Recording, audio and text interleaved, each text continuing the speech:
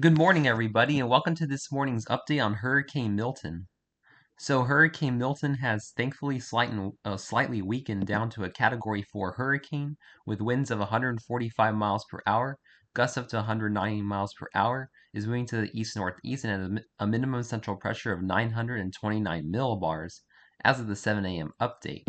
This is still an extremely dangerous storm, however, and taking a look at the latest cone, looking at a Category 5 once again, by 1 p.m. this afternoon as a 160 mile per hour Category 5 major hurricane with 195 mile per hour gusts moving to the northeast.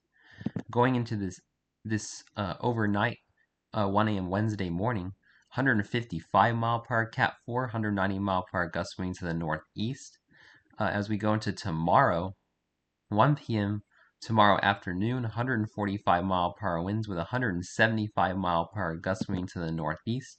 And landfall is holding a steady around the Tampa Bay area, looking at a landfall just north of Bradenton as we go into 1 a.m. Thursday now as a 125 mile per hour Cat 3 with 155 mile per hour gusts moving to the east-northeast. This is going to bring historic impacts to the Tampa Bay area. If you haven't evacuated, please do so, as storm surge is going to be unsurvivable in the St. Petersburg and portions of the Tampa area. This will cut straight across the center of Florida, moving just south of Orlando Thursday night and going into Friday morning, emerge into the Atlantic as an 80 mile per hour Category 1 hurricane with 100 mile per hour winds. This means that it'll stay a hurricane across the entire Florida peninsula, and eventually we'll see it dissipate in the Atlantic as a 40 mile per hour post-tropical cyclone, 50 mile per hour gust just southeast of Bermuda, going into 1 a.m. Saturday. So, taking a look at the latest watches and warnings for Hurricane Milton, we now have hurricane warnings for the entire central area of the Florida Peninsula, continuing for the northern Yucatan Peninsula.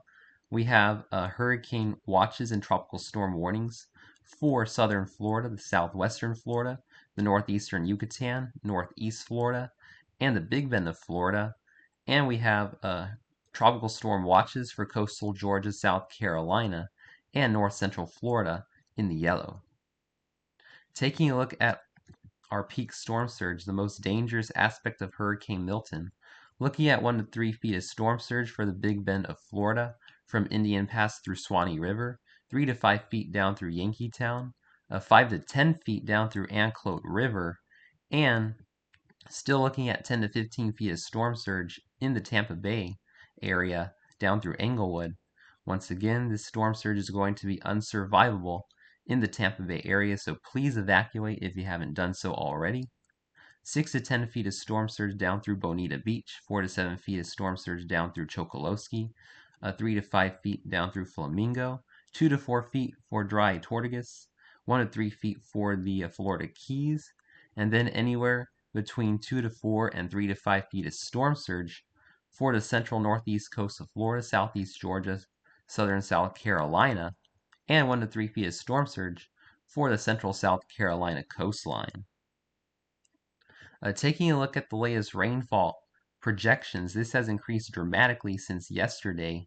Looking at 1 to 2 inches of rain in the light green, 2 to 4 inches in the dark green, including Jacksonville, 4 to 6 inches in the yellow, 6 to 8 inches in the dark yellow, including Orlando, 8 to 12 inches now in the orange, cutting across central Florida, and we could be seeing isolated locations of 12 to 16 inches of rain, producing major flooding across the northern Florida peninsula.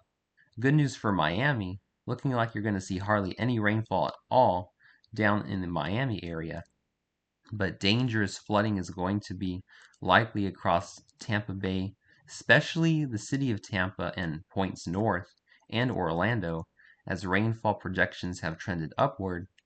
And taking a look at the flooding outlook, accordingly, we have a high risk of flooding for Tampa and Orlando, much of central Florida in the pink, a moderate risk in the red up through Jacksonville, slight risk down through Miami, but I still think Miami is going to be spared most of the worst of the impacts from Hurricane Milton.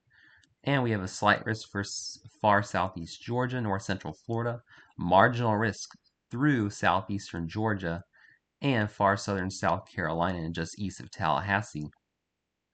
So this is going to be a dangerous, life-threatening, historic storm impacting Tampa tomorrow night, or Thursday morning, I should say.